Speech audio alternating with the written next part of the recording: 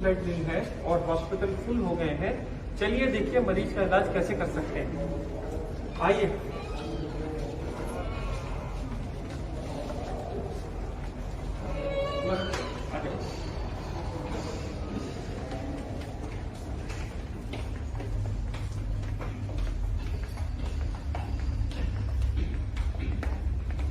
आप ऐसे लेट जाइए।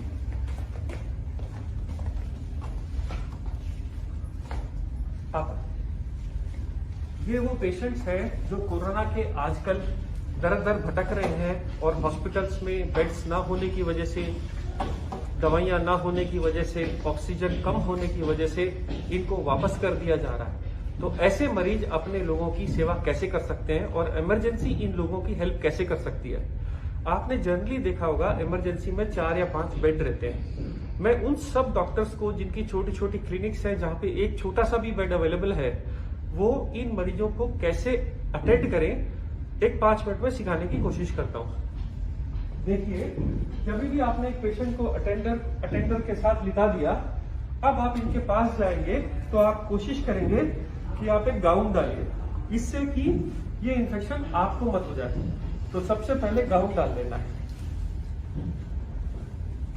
गाउन डाल लेने के बाद असेस करना है ये मरीज वाकई में आया किस मजबूरी की वजह से था। अगर इनके पास कोरोना की रिपोर्ट है और इनका ऑक्सीजन सैचुरेशन कैसा चल रहा है, तो हमारे पास हॉस्पिटल्स में ये मॉनिटर्स रहते हैं। ये मॉनिटर्स हमारे को ऑक्सीजन लेवल्स बताते हैं कि मरीज की ऑक्सीजन कैसे चल रही है।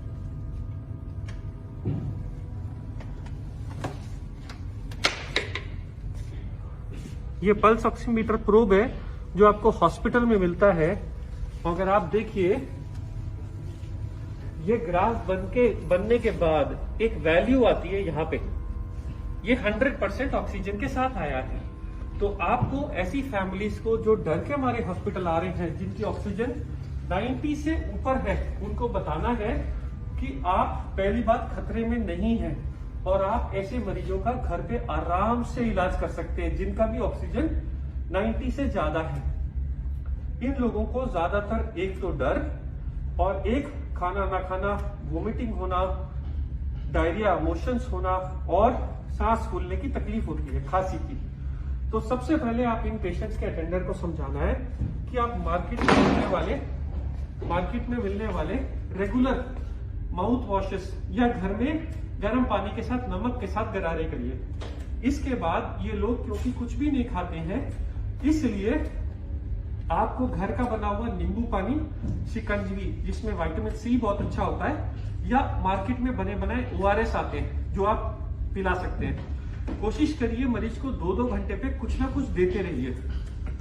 इसके बाद छोटे बच्चों का एक भूख लगने का सिरप आता है, सिप्रोहेप्टिडीन।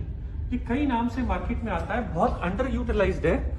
ये कोरोना का इलाज नहीं है, पर इससे भूख लग जाती है, भूख खुल जाती है। जैसे ही मरीज खाना खाना शुरू कर देता है, वो थोड़ा सा बेटर फील करने लगता है, उसमें फेथ आ जाता है। अब ज्यादातर कोरोना का ट्रीटमेंट जो भी हम हॉस्पिटल में करते हैं, वो उनके बुखार के लिए, छाती में खड़खड़ के लिए, सांस फूलने के लिए होता है। बुखार के लिए कई बार हम लोगों ने समझाया, मार्केट में आने वाली पैरास्टामोल की कई ब्रांड की दवाइयां जो 2 से 3 बार ली जा सकती हैं, 1 बार, 2 बार, 3 बार। अगर छोटा हो, कोई वेट में कम हो, तो गोली को आधा कर दीजिए। ये गोलियां ऑन द काउंटर अवेलेबल है और सेफ है। इसके लिए आपको मेडिकल प्रिस्क्रिप्शन की जरूरत नहीं है। पैरास्टामोल के लिए, एसिडिटी के लिए कई लोग पेंटोप्रोजोल, रेबिप्रोजोल खाते हैं। खांसी के लिए मार्केट में बहुत सारे सिरप आते हैं, सब एक जैसे हैं। अब ये तो हो गया सिर्फ सिम्टम्स का इलाज कि आप अपनी ऑक्सीजन चेक करिए, आप खाना खाइए, आप अपना सैनिटाइजेशन और मुंह साफ रखिए और तकलीफों की इलाज करिए। अब इसके अलावा क्या बचा? इसके अलावा अगर मान लो इसी मरीज का ऑक्सीजन कम होता और मैं बोलता ये ऑक्सीजन सिलेंडर मार्केट में मिलता है, तो इसको कैसे लगाते हैं लोग, बहुत घबराते हैं।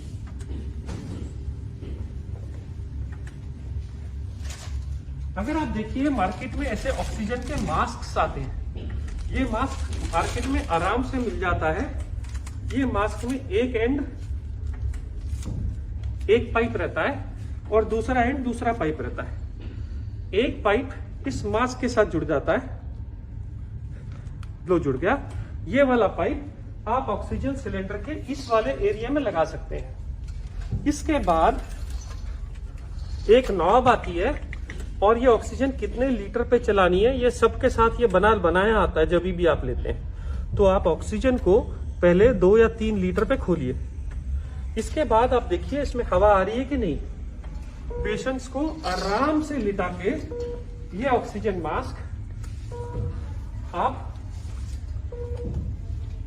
कंफर्ट करके लगा दीजिए और ये ऑक्सीजन देखते रहिए। मान लीजिए ऑक्सीजन थोड़ी देर 5 मिनट वेट करने के बाद नहीं बढ़ रही तो आप इसकी वैल्यू थोड़ी और बढ़ा सकते हैं। जैसे जैसे टाइम बीतता जाएगा और ऑक्सीजन इंप्रूव होती जाएगी, हर मिनट के साथ इसको थोड़ा थोड़ा घटाते जाएंगे कि हम 90 तक मेंटेन कर लें, क्योंकि ये सिलेंडर बहुत कम ऑक्सीजन के साथ आते हैं, ये 1 दिन में खत्म हो जाते हैं। इसलिए आप कोशिश करिए कि ऑक्सीजन का यूज कम से कम करिए, ज्यादा नहीं। दूसरा, मार्केट में ये छोटे मॉनिटर्स आते हैं पल्स ऑक्सीमीटर बोल के।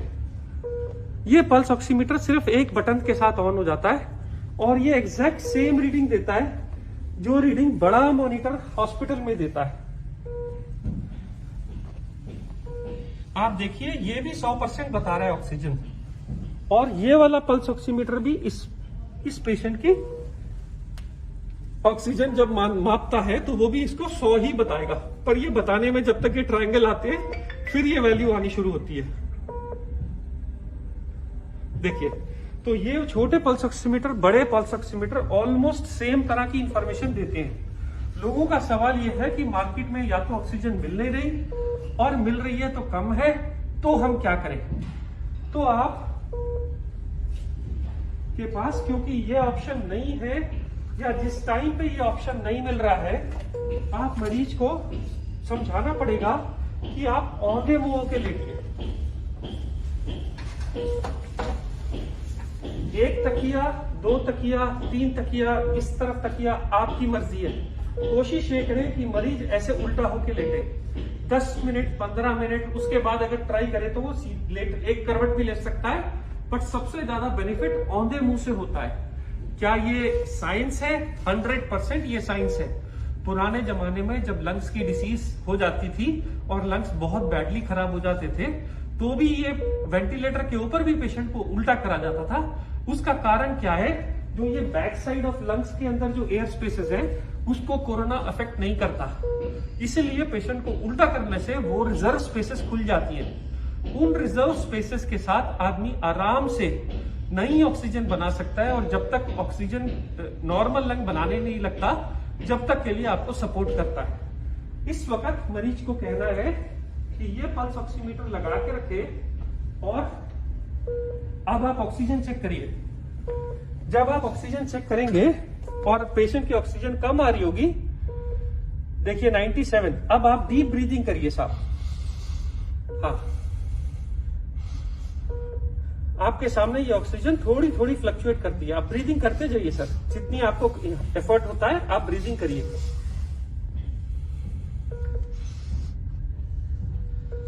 देखिए 97 से 98 हुआ, ब्रीदिंग करते जाइए सर थोड़ी थोड़े। 99 हुआ, और आप देखेंगे उल्टा लेटने से 5% तक का बेनिफिट हो जाता है। 95 वाली ऑक्सीजन कभी कभी 98, 99 तक पहुंच जाती है। सिर्फ बगैर ऑक्सीजन के 1 दिन में आधे से 2 घंटा उल्टा लेटने से बहुत फर्क पड़ जाता है। पर लोग पूछेंगे क्या ये इनफ है, क्या इसके अलावा और कोई ट्रीटमेंट है? जी हाँ है। बहुत सारी मार्केट में आज की तारीख में रेमडेसिविर इंजेक्शन के बारे में चल रहा है, ब्लैक भी हो रही है, शॉर्टेज भी हो गई है। पर आज तक के साइंस के किसी भी स्टडी के अंदर रेमडेसिविर से जान बचते नहीं देखा गया। फिर ये क्यों बिक रही है और क्यों दी जा रही है और क्यों अप्रूव हुई है FDA के थ्रू? क्योंकि हमारे पास स्टार्टिंग में इसके अलावा ज्यादा कोई दवाई नहीं थी।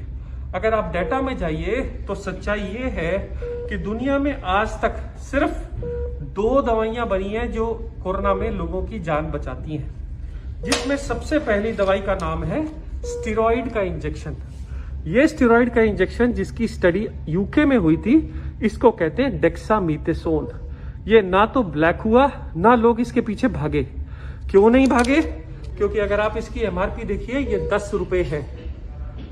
डेक्सामीथासोन के ऊपर यूके ने स्टडी निकाली है और पूरे वर्ल्ड में ये स्टेरॉइड दिया जाता है। ये इंजेक्शन रेमडेसिविर से ज्यादा जान बचा रहा है, और ये मैं ऑन रिकॉर्ड बोल रहा हूं। रेमडेसिविर से ज्यादा इफेक्टिव ये इंजेक्शन है, पर ये सब मेडिकल गाइडेंस के अंडर ही दिया जाता है। इसलिए रेमडेसिविर के पीछे भागना छोड़िए, जो अवेलेबल है, जिससे हम अपने लोगों की जान बचा सकते हैं, जो हमारे पास इंडिया में सस्ता अवेलेबल है, आप उसके साथ जाइए। तो बाकी दवाइयों का क्या हुआ?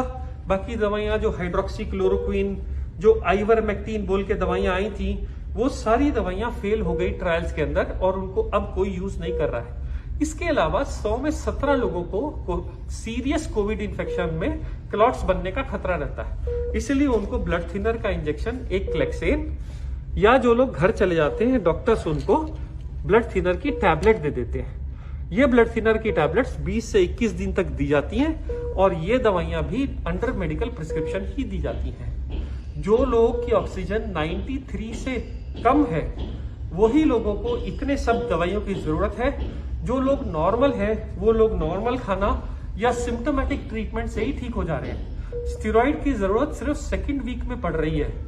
एक और चीज याद रखिए कि कोरोना की उम्र सिर्फ 14 दिन ही है। अगर आप 14 दिन जी गए तो आप कोरोना से जीत गए। अमूमन आदमी की उम्र 50-60 साल होती है।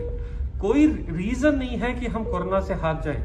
अगर हम हाथ जोड़ ले, एक दूसरे की मदद करें, चीजें ब्लैक ना होने दें, और जो अवेलेबल संसाधन है आज हमारे पास, उसको यूज करें, तो हम सब ज्यादा से ज्यादा लोगों की जान बचा पाएंगे। मैं संजीव कुमार, सनशाइन हॉस्पिटल हैदराबाद से बोल रहा हूं।